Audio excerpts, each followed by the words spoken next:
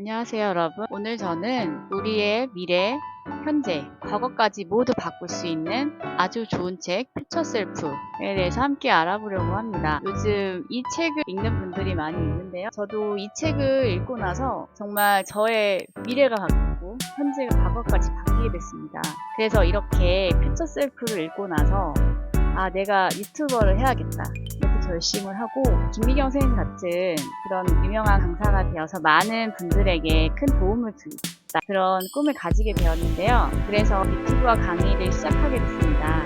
네, 그러면 제 얘기는 여기까지만 하고 퓨처 셀프 책에 대해서 함께 알아보도록 할게요. 네, 여러분, 이 책을 읽으면 제 미래, 과거가 모두 바뀔 수 있어요. 퓨처 셀프. 과연 퓨처 셀프가 무엇일까요? 미래의 나에 대한 개념인데요. 그러면 이 퓨처 셀프 책을 한번 같이 보도록 할게요. 이 책은 정말 내용도 너무 좋고 그 안에 사례도 좋고 무엇보다 책 구성이 정말 좋습니다. 이렇게 크게 세 가지로 되어 있어요. 아주 감동적인 첫 부분 프롤로그가 있고 그 다음에 이제 세 부분으로 되어 있는데요. 미래의 나를 위협하는 요인 7가지, 그리고 두 번째로는 미래의 나에 대한 진실 7가지, 그리고 세 번째, 미래의 내가 되는 7단계 이렇게 되어 있습니다. 이제 차근차근 한번 알아보려고 하는데요. 여러분들은 어떠세요? 사실 영상을 클릭하셨다는 것 자체가 뭔가 내가 변화되고 싶다, 지금 마음에 들지 않는다, 혹은 나는 더 멋진 내가 되고 싶다, 그런 여러 가지 생각이 있어서 여러분들이 이 영상을 보실 것 같아요. 어떻게 하면 내가 더 멋진 나,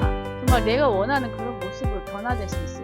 우리가 이제 그걸 생각해 볼 때, 이 책에서 첫 부분에서는 미래의 나를 위협하는 요인에 대해서 이야기하고 있다는 거죠. 왜 우리는 우리가 원하는 내가 될 수 없는가? 이제 그것에 대해서 7가지로 나와 있는데요. 첫 번째로 이렇게 봤을 때 우선 책에 있는 제목이 있는데 제가 그걸 제 나름대로 이해한 내용으로 이렇게 바꿔서 적었어요. 첫 번째, 희망이 없다면 현재를 살아갈 이유가 없다. 그래서 여기에 나오는 부분은 정말 감동적. 많은 분들이 알고 계시는 빅터 프랭클의 죽음의 수용소의 예시를 들었는데요. 수용소에서 많은 사람들은 살아가면서 미래에 대한 희망이 없었고 그 현재의 고통을 계속해서 이겨나갈 희망을 찾지 못했고 그래서 결국 살아갈 이유를 찾지 못했다. 하지만 그는 미래에 대한 목표가 있었고 희망이 있었기 때문에 그 꿈들을 이루고 많은 사람들에게 희망을 전해줬죠. 그래서 우리가 내가 정말 미래에 더 나아질 것이라는 기대, 희망이 있는지, 그리고 내가 정말 꿈이 있는지 그걸 여러분들이 한번 생각해 보시면 좋을 것 같아요. 그리고 두 번째, 과거에 대한 부정적인 인식이 미래를 위협한다는, 사실 여러분들도 그런 적이 한 번쯤은 있지 않나요?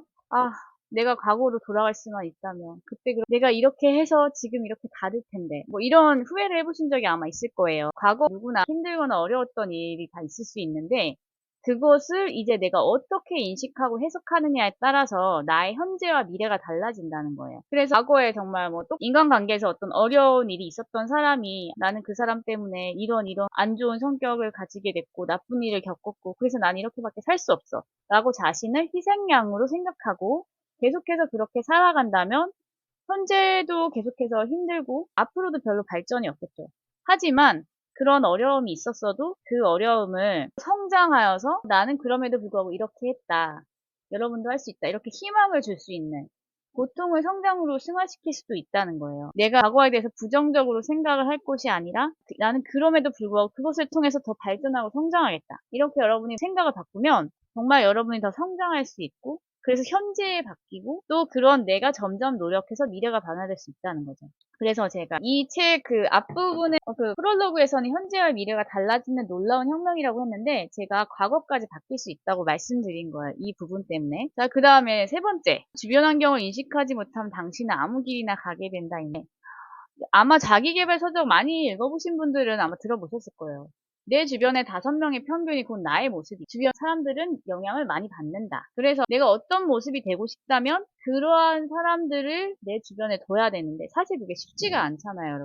그래서 우리가 그런 상황을 만들기 위해서 정말 나의 멘토를 찾으면 좋은데 주변에 찾기 어렵다면 요즘엔 유튜브에 훌륭한 분들이 많이 말씀해 주시니까 이제 그런 분들 이야기를 계속해서 듣고 또 책도 많이 보고 또 온라인 모임도 많이 있잖아요. 그래서 내가 정말 자기계발 열심히 하고 싶다 그러면 자기계발 열심히 하는 사람들의 온라인 카톡방이나 자기계발 카페라든가 커뮤니티에 들어가서 주변 사람들 계속 많이 교류를 하면 결국 내가 그러한 사람들의 평균적인 모습으로, 그래서 나의 모습이 점점 더 발전할 수 있다는 거죠. 그리고 네 번째, 미래의 날 사랑하면 그 인생한테 결정을 하지 않겠죠. 미래의 날 사랑하지 않기 때문에 이제 당장 좋은 걸 선택하는 거죠. 뭐 예를 들어서 다이어트를 하기로 했는데 그래 오늘 하루만 먹자 이러고 이제 막 폭식을 하고 다음날 후회하고 이제 미래에 내가 괴로워지는 거죠. 혹은 괜찮아 하면서 오늘 그냥 사고 싶었던 여러 가지 물건들을 막 사버렸다. 그러고 나서 카드값이 나오는 날에 이제 미래에 내가 괴로워지잖아요. 그러니까 사람들은 당장 뭔가 만족을 위해 선택하기가 쉽다고 하는데 그것이 결국 내가 미래의 나를 그려보지 않고 미래의 나와 단절했기 때문에.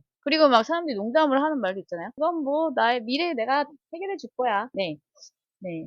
그래서 우리가 과거의 내가 현재의 나를 힘들게 한 부분이 있었다면 현재의 나라도 미래의 나를 사랑하고 열심히 잘 살아서 미래의 나를 힘들게 하지 않아야겠다.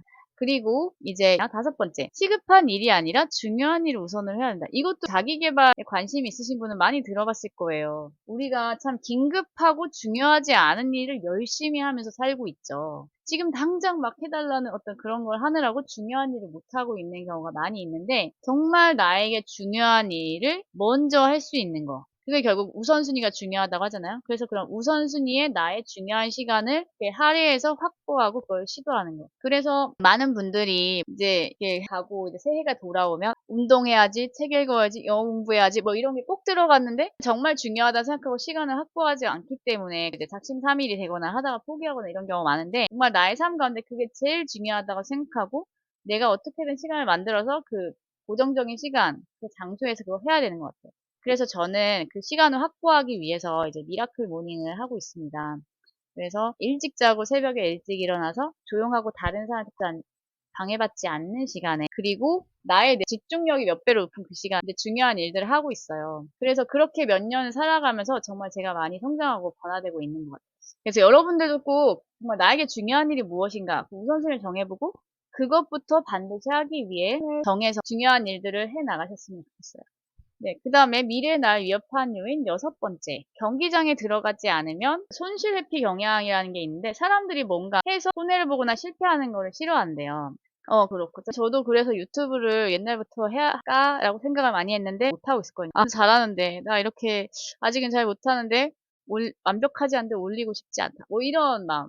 하지만 이 책이 명확하게 나와 있습니다. 결국 경기장 안에 들어가지 않은 사람은 아무것도 하지 않았고 그냥 그게 실패인 거예요. 하지만 경기장 안에 들어가서 뭔가 실패를 하고 경험을 하면은 그것이 결국 성장하는 그런 발판이 된다는 거죠. 그리고 위협 일곱 번째. 성공해서 실패하게 된다? 이거 너무 모순적인 말이잖아요. 그쵸? 근데 우리가 사실 뭐 로또 당첨자만 생각해봐도 갑자기 벼락부자가 돼서 막 돈을 막 쓰고 관계도 나빠지고 그러다가 파산을 했다. 뭐 이런 이야기 들어본 적 있잖아요. 꼭 성공을 너무 하다 보면 상황이 복잡해지고 많은 사람들에게 관심을 받고 그러면서 이제 중요한 일에 집중하기가 힘들어진다는 거죠. 그리고 이제 좋은 시절에는 공하기 어렵기 때문에 실패하기가 쉽다. 그래서 성공을 했을 때 덜 중요한 전념하지 않도록 목표를 계속해서 세우고 중요한 일에 전념하도록 노력해야 된다. 뭐 이런 이야기가 있어요. 자, 그러면 이제 위협한 요인을 살펴봤는데 미래의 나에 대한 진실을 다음 영상에서 더 말씀을 드리도록 하겠습니다. 처음이라서 너무 떨리고 좀 이렇게 잘 말씀드렸는지 모르겠는데요. 앞으로 점 발전해 나갈 거예요. 그리고 저의 닉네임이 함께인데요. 정말 여러분들과 함께 나아가면서 점점 더 발전하고 정말 나중에 목표를 이뤄서 꿈을 이뤄서만 행복한 게 아니라 이 과정에서 정말 함께 발전하고 자기를 발견해 나가면서 행복하고 정말 함께 날아가면서 여러분과 함께 했으면 좋겠거든요. 좀 더 많은 분들이 함께 하시면서 함께 성장하고 함께 행복하고 그랬으면 좋겠습니다. 오늘도 열심히 살아가고 계신 여러분 당신을 응원합니다. 감사합니다. 안녕.